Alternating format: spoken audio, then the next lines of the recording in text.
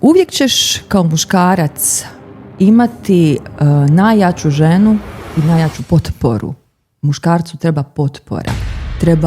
Treba mu iza svakog muškarca stoji nekakva žena koja ga čeka, dočekuje, koja je njegova jaka strana i koja je njegov emotivni oslonac. I definitivno to nećeš naći u ženi koja je neurotična, sebična, nego ćeš naći u ženi koja je duhovna i mirna.